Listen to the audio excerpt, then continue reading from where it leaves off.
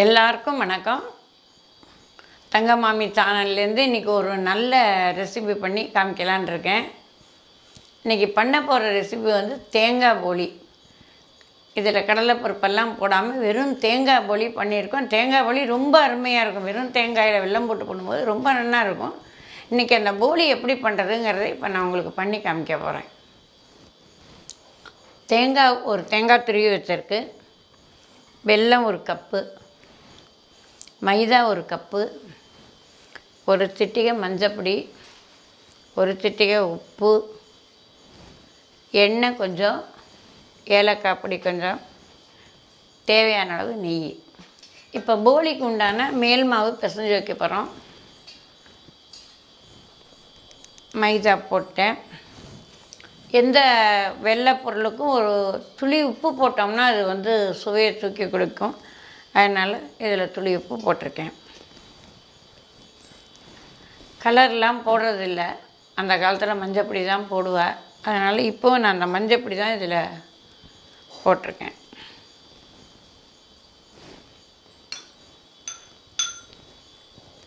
எண்ணெய் ஒரு சின்ன கரண்டியில் எண்ணெய் ஊற்றிருக்கேன். இந்த மாவு வந்து நல்லா 2 மணி நேரம் ஊறணும். அதனால் முதல்ல இந்த மாவை வந்து ரெடி பண்ணி வச்சிட்றேன்.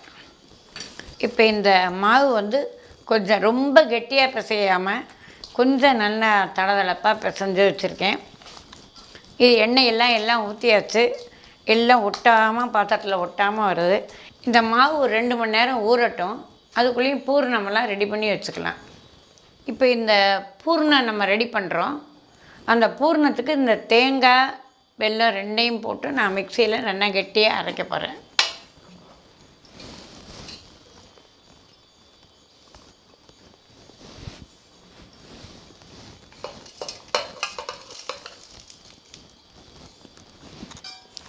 ஏலக்காய் பொடியும் இதிலேயே போட்டுவிடுறேன்.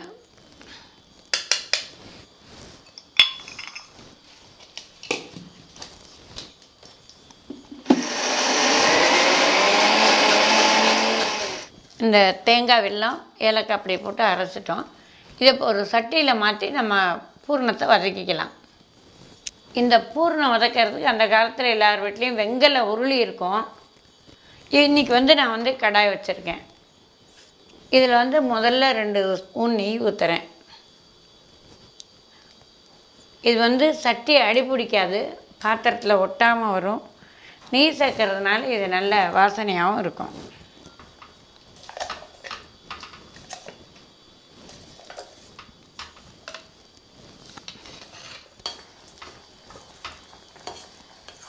இப்போ இந்த பூர்ணம் வதங்கிறது இன்னும் கொஞ்சம் நேரம் ஆகணும். இது கெட்டியாகிறதுக்கு நல்லா வதக்கிட்டு உங்களுக்கு காமிக்கிறேன்.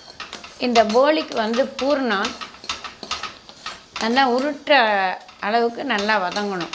சட்டியில் ஒட்டாமல், நம்ம கையில் ஒட்டாமல் உருண்டு வரும். இந்த பூர்ணம் இப்போ நல்லா வதக்கிட்டோம். பாத்திரத்தில் ஒட்டல நல்லா கெட்டியாக எடுத்து இதை இப்படி தண்ணி தொட்டுன்னு இப்படி எடுத்தோம்னா இப்படி கையில் ஒட்டாமல் இருக்கணும். இந்த வதக்கி நான் பூர்ணம் எடுத்து வச்சாச்சு. போலிக்கு இந்த பூர்ணத்தை நம்ம உருட்டி வச்சுக்கிறோம். இப்போ இந்த பூர்ணத்தை வந்து நம்ம உருட்டி இதில் இலையில் வச்சுருக்கேன். இந்த மைதா மாவு பிசைஞ்சது நல்லா 2 மணி நேரம் ஊறி மாவு நல்ல பதமாக இருக்குது. இந்த போலி தட்டுறதுக்கு இந்த மைதா மாவையும் நம்ம வந்து ஒரே அளவாக கடையில் புரோட்டாலாம் பார்த்துட்டு போயிடுறீங்க, அந்த மாதிரி இலையில் எண்ணெய் தடவிக்கிறது. அப்போ தான் ஒட்டாமல் இருக்கும் நமக்கு.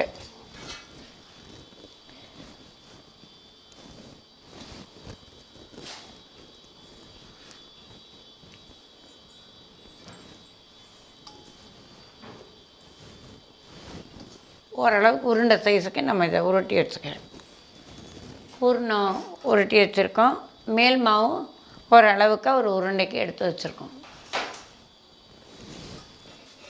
இப்போ அடுப்பை பற்ற வச்சு கல் போட்டிருக்கேன். இது வந்து தண்டவாள கல்லுன்னு சொல்கிறது, உருக்கு.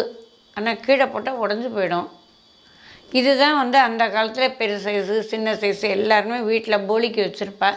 இது ஒரே பதமாக தீஞ்சு போகாமல் நல்லா வரும். அதனால் போலிக்கு இந்த கல்லை எடுத்திருக்கேன்.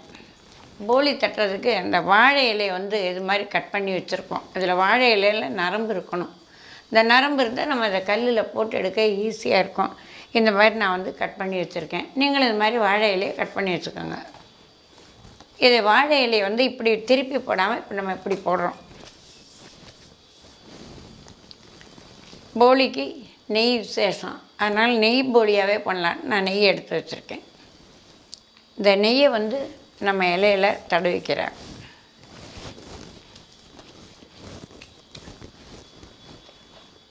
இப்போ வச்சுருக்கிற மாவை இந்த இலையில் போட்டு, இதுக்கு வந்து அந்த காலத்தில் கலிக்கம்னு சொல்லுவாள். இந்த மாவுக்கு வந்து கலிக்கம் அப்படின்னு சொல்லுவாள். இதை இந்த மாதிரி தட்டிக்கிறேன்.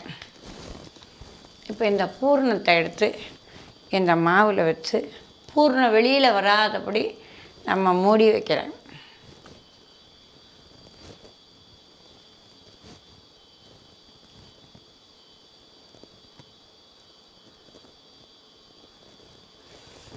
இந்த மாதிரி நீங்கள் 4-5 மூடி கூட வீட்டில் 10 கூட மூடி வச்சுட்டு அப்புறம் கூட தட்டலாம். இந்த மாதிரி நான் மூடி வச்சுருக்கேன்.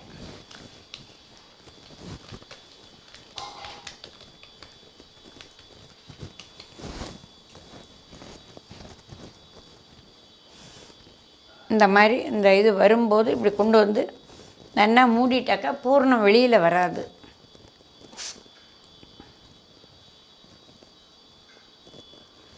இந்த மாதிரி பூர்ணத்தை உள்ளே வச்சு மேல் மாவுக்குள்ளே வச்சு நல்லா இப்படி மூடி நீங்கள் ஒரு 10 கூட வச்சுக்கலாம். வச்சுட்டு கூட ஒன்று ஒன்றா எடுத்து போடலாம். நான் இப்போ இது எல்லாமே ரெடி பண்ணி வச்சுருக்கேன்.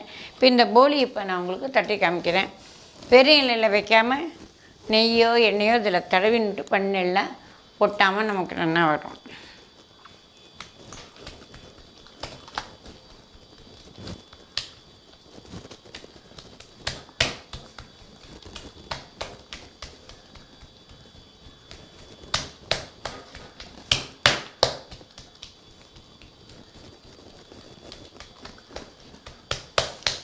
போலி தட்டும்போது இந்த பூர்ணம் வந்து ஒரு பக்கமாக போகாமல் நம்ம நல்லா உள்ளங்கையில் பார்த்து நம்ம இதை வந்து தட்டிக்கலாம். இப்போ இதை எடுத்து இப்போ இலையோடவே நான் வந்து எண்ணெயில் போடுறேன்.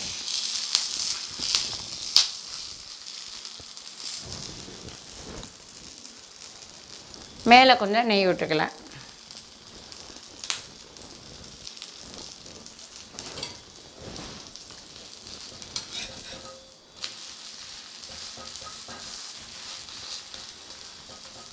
இந்த தேங்காய் வலி 2 தடவை நல்லா திருப்பி போட்டேன்.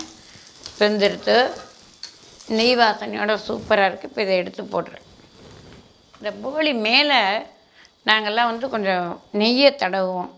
நெய் தடவினா இது ரொம்ப நெய் வாசனையாக சாப்பிட நல்லாயிருக்கும். இந்த நெய்யை தடவி இந்த போலி வந்து இப்படி மடிக்கணும். இப்படி மடித்து உங்களுக்கு வைக்கிறேன். இது எல்லாத்தையும் பண்ணிவிட்டு உங்கள்கிட்ட காமிக்கிறேன். இப்போ இந்த போலி எல்லாம் ரெடி ஆகிடுத்து. இதில் வந்து நெய் ஊற்றி சாப்பிட்டு அது ரொம்ப சுவையாக இருக்கும்.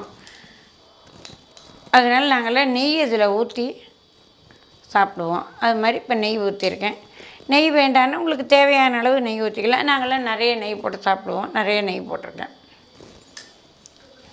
இப்போ இந்த சுவையான தேங்காய் போலி ரெடி ஆகிடுத்து. நவராத்திரியில் வெள்ளிக்கிழமையில் பண்ணிக்கலாம். அம்பாளுக்கு நைவேத்தியம் பண்ண சாயந்தரத்தில் பண்ணி கூட எல்லாருக்கும் கொடுக்கலாம். பண்டிகைகளுக்கு பண்ணிக்கலாம். நீங்களும் எல்லோரும் உங்கள் வீட்டில் இந்த தேங்காய் போலி பண்ணி பார்த்துட்டு கமெண்ட் பாக்ஸில் கமெண்ட் பண்ணுங்கள். தங்கம்மாமி சமையல் சேனலை சப்ஸ்கிரைப் பண்ணுங்கள். மறுபடியும் ஒரு நல்ல ரெசிபியோடு உங்களை எல்லாரையும் சந்திக்கிறேன். நன்றி, வணக்கம்.